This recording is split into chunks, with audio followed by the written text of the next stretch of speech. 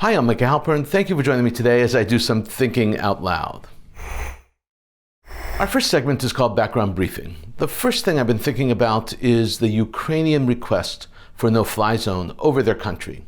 President Volodymyr Zelensky has made passionate pleas for a no-fly zone over Ukraine, one of his most urgent and often repeated requests of the international community.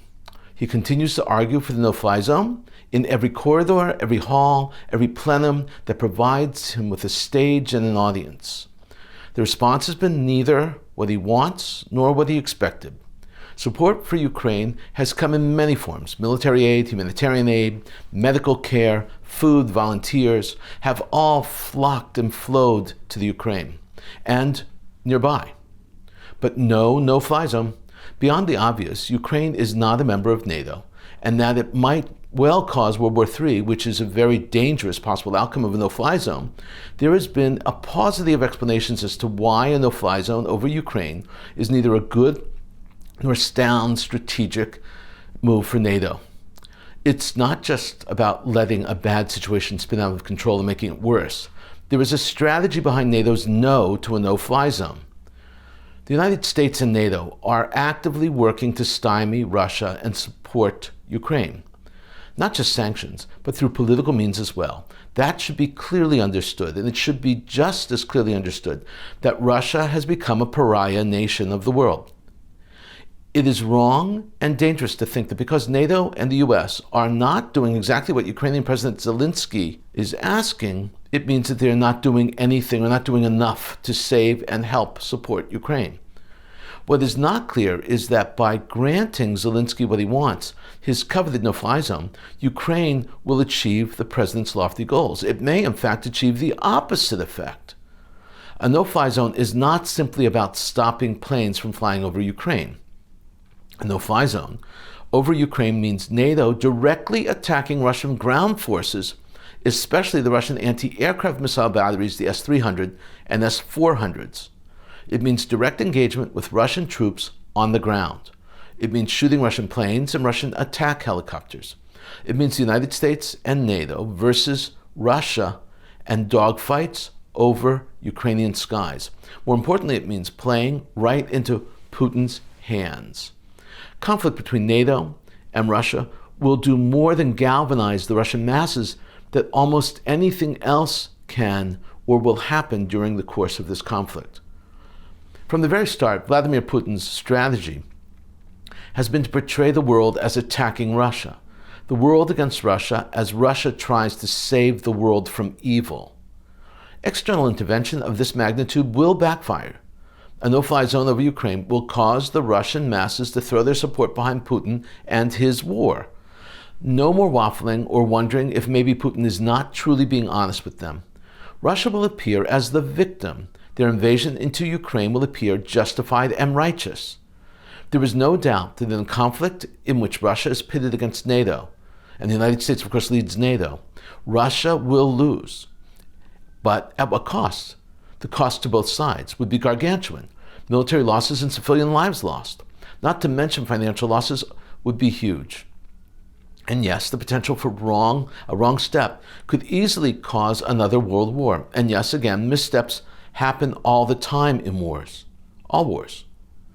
We haven't even begun to add Putin's supporters, his fan base, to the mix. China, North Korea, Iran are Russia's cheering squad during this conflict. Should that triumvirate become involved and lend Russia an active hand, they would effectively convert not just Europe, but Europe, the Middle East, and Asia into a sea of flames and war.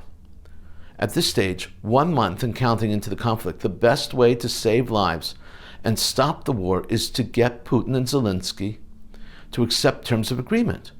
Most of the compromising will need to be done on Zelensky and the Ukraine. Both parties are fully aware of what needs to be done. Sometimes you just have to swallow your pride, personal pride and national pride. The compromises will be difficult for Ukraine. Russia holds most of the cards in the negotiations. They will include territorial concessions and the reduction in army size and strength.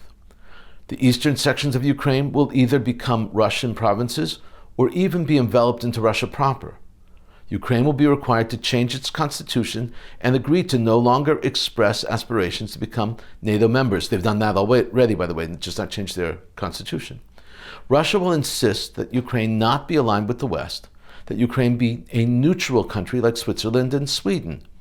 And they will have to recognize that this conflict was not a big win for them, that is, Russia will recognize that they will not control all of Ukraine. Vladimir Putin will not ultimately be president of Ukraine, but Vladimir Zelensky will retain his title and position. This will not be a win-win for either country, but neither does it have to be a greater loss than it is already. While the no-fly zone will never fly with NATO, and the United States especially, Ukraine can still soar as long as the Russians and Ukrainians assess their losses, cut their losses, sit down at the negotiating table. The sooner, the better. Coming up next, Points of View. First up is a column from Ynet. It's authored by Ben-Dror Yemini, and it was published March 22nd. It's entitled, Putin Cannot Force Wheels of History to Spin Backwards, subtitled, Opinion. Despite sharing a similar ancestry, Ukraine deserves the right to self-determination just like any other nation, including Palestinians. But Putin, like Palestinians, is not fighting to elevate his own, but to destroy the other. Ben-Dror explains why Putin is wrong and why Ukrainians are entitled to self-determination. He begins this way. A foreigner will most likely fail to differentiate between the Ukrainian and the Russian. They themselves will also most likely fail to differentiate between one another. After all, they are both people of Slavic origins with similar languages. Not to mention that up until recently, Russia politically dominated most of eastern and central Ukraine. There were periods when Ukraine and Russia were one entity, while parts of present-day Ukraine had partial independence throughout the two peoples' shared history. Ben-Dror Yemini goes on to explain that there were times when Russia and Ukraine were united and together, but things do change, he writes. Leonid Brezhnev, for example, was a Ukrainian-born Soviet politician who led the Soviet Union as General Secretary until 1982. Vladimir the Great, Grand Prince of Kiev, ruled over territory that included parts of present-day Ukraine and Russia. He is also the namesake of both Russian President Vladimir Putin and Ukrainian President Volodymyr Zelensky. So is Putin right? Are Russians and Ukrainians part of one nation? After all, they share a religion, ethnicity, and a language that is almost identical. Maybe they should be part of a political entity after all. No, Putin is wrong, says Ben-Dror Yemini.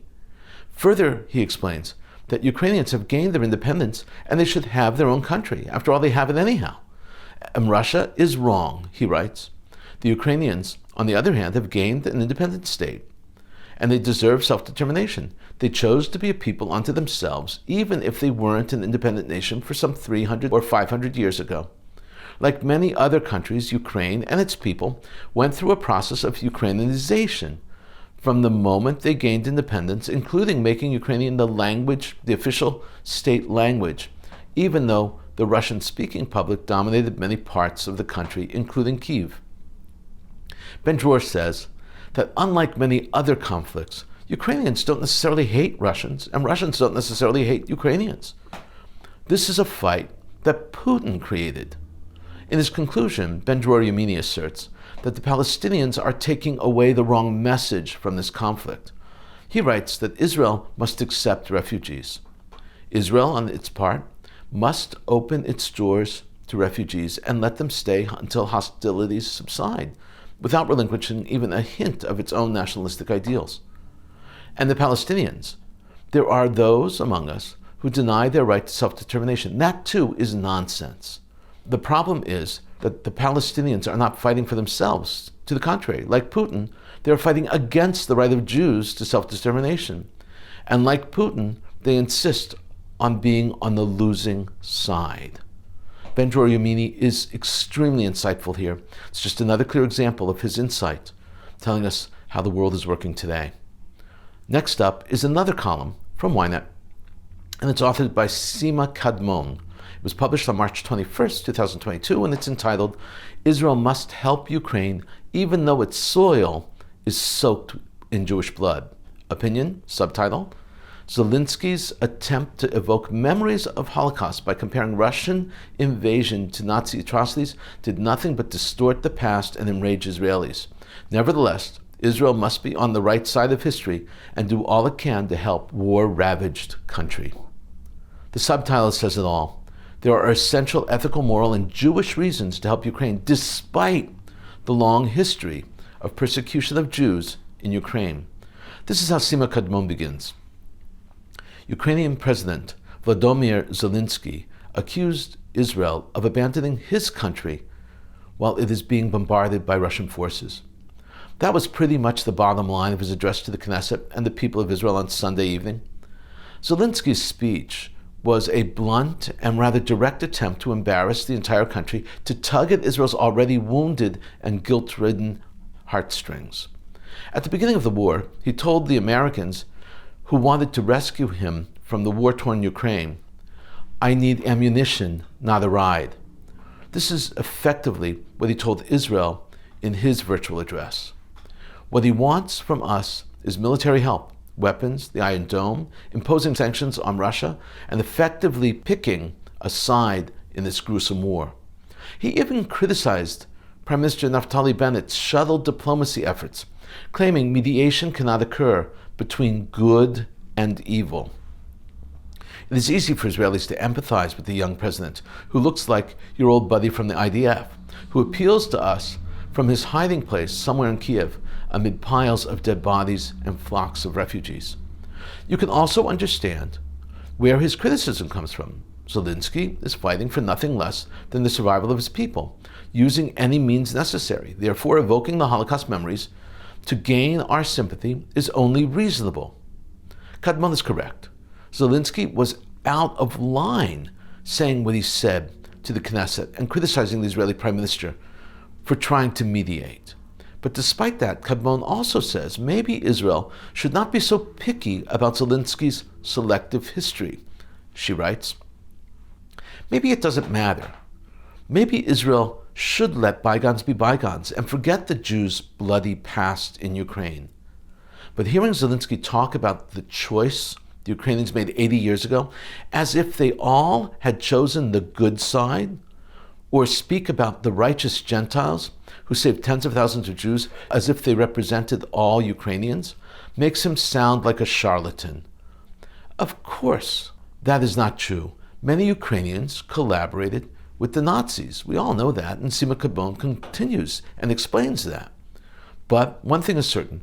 Between 1 and 1.5 million Jews were murdered on Ukrainian soil during World War II by Nazis. And it would not have been possible without the cooperation of the local population. Not to mention the many Nazi extermination camps had Ukrainian guards, like John Demyanuk, who served at the Sobibor death camp and was convicted for his role in the killing of 27,900 Jews. Furthermore, anti-Semitism and pogroms were prevalent in Ukraine even before World War II. For example, the so-called Petlura pogrom, named after the Ukrainian President Simon Petlura, which took place between 1917 and 1921, in which 50 to 100,000 Jews were killed in the cities of Lviv and Kharkiv. Sima Kadmon concludes by writing that Zelensky just should have asked for help and not distorted history by giving a moral lesson to Israelis. In her words, she writes, "It's a pity that Zelensky was not content with simply asking the Knesset for help and instead chose to distort history. True, Israel must choose the good side. Israel needs to take a stand. Israel needs to help Ukraine. But it needs to do so while not forgetting the Ukrainian soil is soaked in Jewish blood."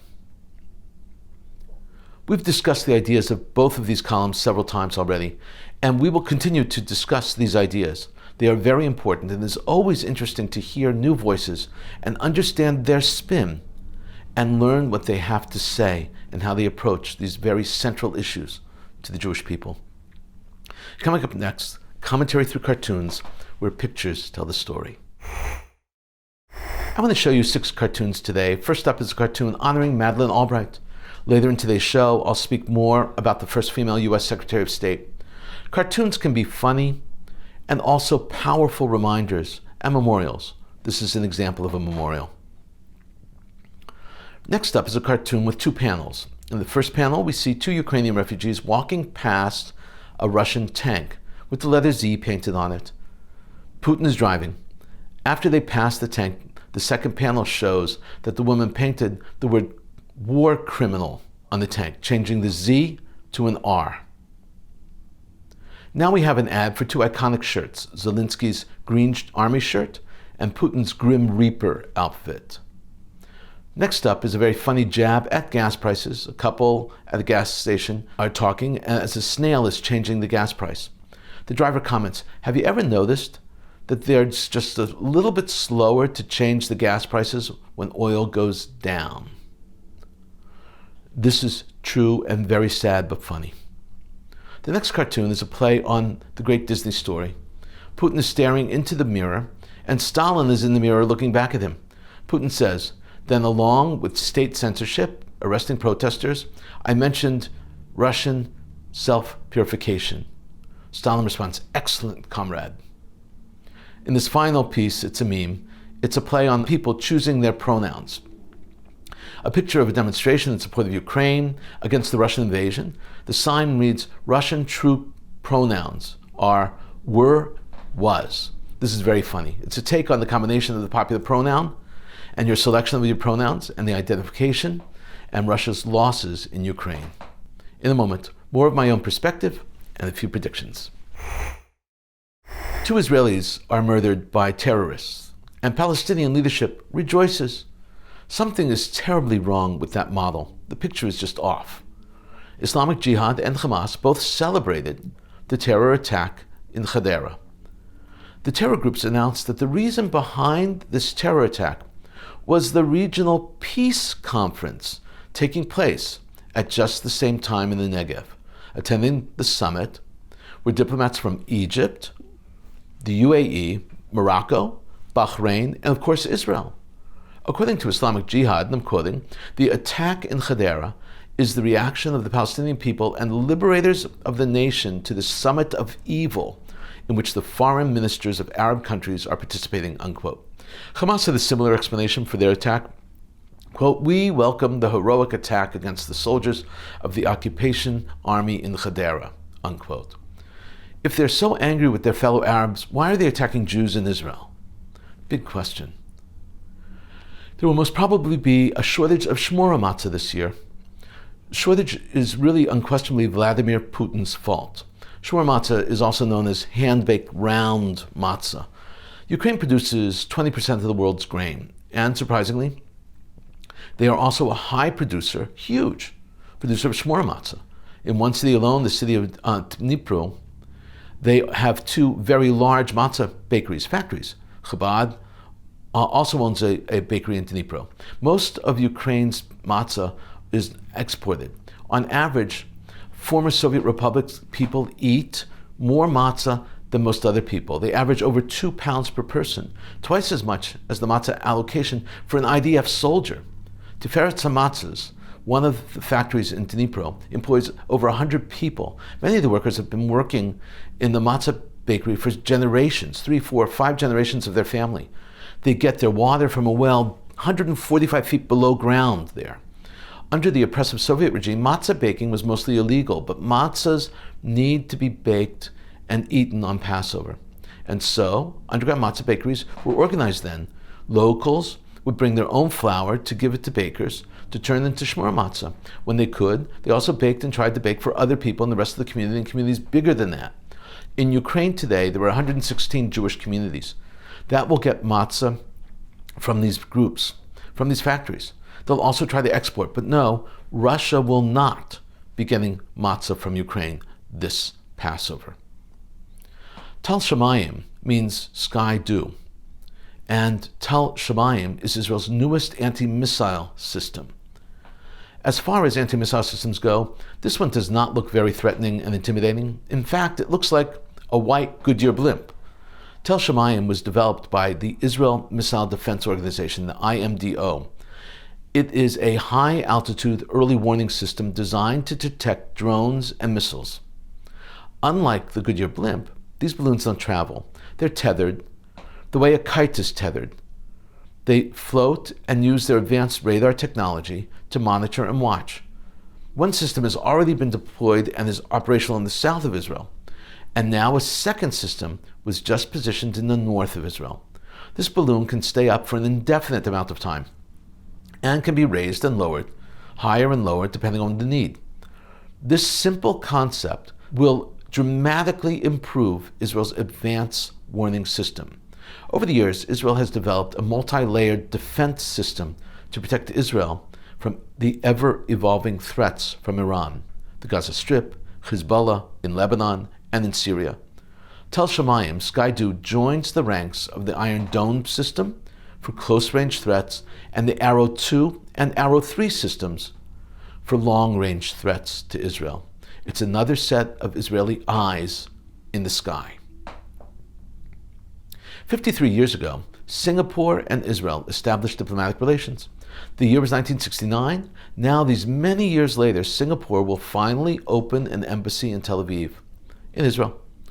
A statement issued by the Ministry of Foreign Affairs on March 21st explained that Singapore Embassy in Tel Aviv will serve as a focal point and support Singapore companies seeking to expand their collaboration with potential Israeli partners. For years, the two countries engaged in covert military partnerships.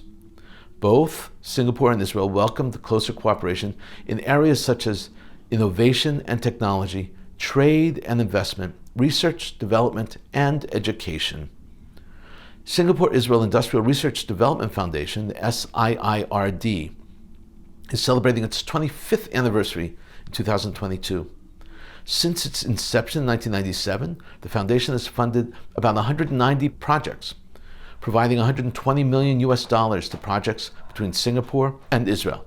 In addition to announcing the opening of the Tel Aviv Embassy, Singapore emphasized its commitment to a two-state solution and to a peaceful resolution of the conflict between Israel and the Palestinians. Israel makes up more volunteers per capita than any other country helping Ukraine. In Ukraine and along the borders with Ukraine, Israelis are even a larger percentage of volunteers on the borders of Ukraine, especially in Poland and Moldova. Israelis take up arms to defend Ukraine against Russia in Ukraine. They're in these countries providing medical care and psychological care also. They deliver food and other essential services. And they come also as clowns. Dream Doctors was established in 2002. Its members can be found in 30 hospitals throughout Israel, and at the request of local authorities, on the ground in Poland and Moldova, Dream Doctors have come there, making people smile, especially children. The clowns of Dream Doctors are well trained and certified. They work in pairs like in Israel. They have tremendous success working with Ukrainian refugees in Moldova and Poland. In Israel, they're also working with Ukrainian refugees, Jewish Ukrainians and non-Jewish Ukrainians in Israel, who have been airlifted to Israel. They all need help. They need to laugh and smile. These clowns speak a universal language for children, a language that also resonates with adults.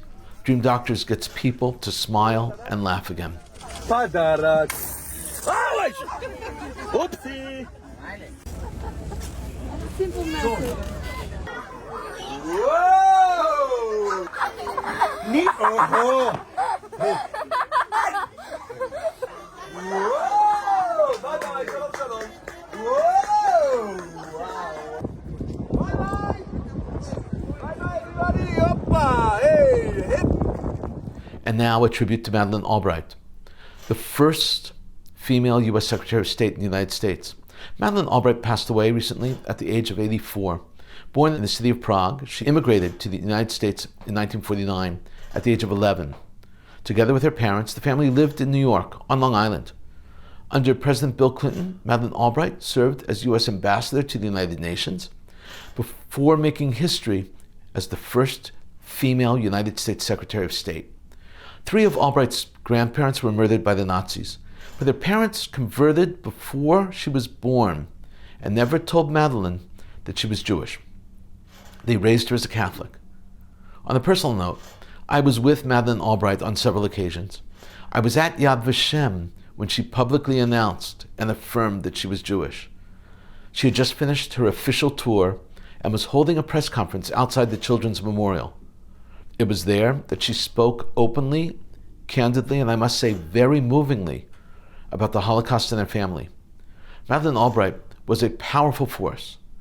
When she felt it was necessary, she did not hesitate to put people in their place. I was there in Ramallah with the Secretary of State and Yasser Arafat when she made the famous statement that there is no equivalence between bombs and bulldozers. At the time, Albright was responding to justifications for terror. The Palestinian houses were being bulldozed by Israel, and so they, the Palestinians, were murdering Israelis. Throughout her career, Madeleine Albright remained a true lady. She telegraphed her intentions through her scarves and her pins and the colors she chose to wear. When she visited victims of terror in an Israeli hospital, she wore white. For her visit to Yad Vashem, it was blue. Her reprimand to Yasser Arafat, Madeleine Albright dressed in black with a pin in the shape of a white dove adorning her outfit. She was one of a kind. Baruch Dayan Hamet.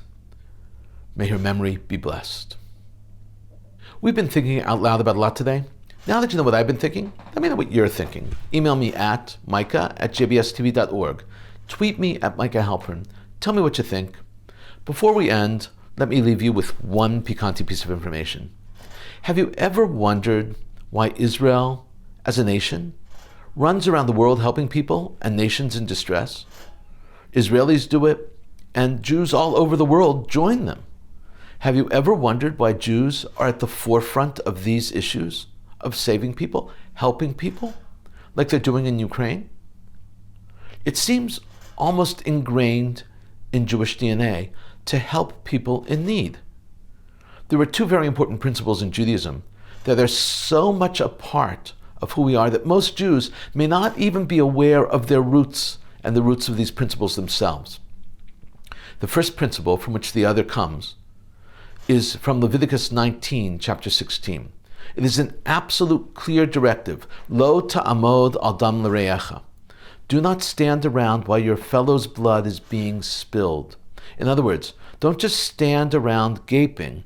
Do something to stop it from happening. The second is a principle in rabbinic law, and it finds itself throughout the Talmud, throughout Talmudic literature and post-Talmudic literature, in almost every discussion about issues like this. It always pops up as a standard of behavior. It is, of course, based on the same directive that we spoke about. The words are shtika kehoda'ah, which means silence is acquiescence, or silence is agreement. In other words, they used to say it in the 1980s all the time. If you're not a part of the solution, you're part of the problem.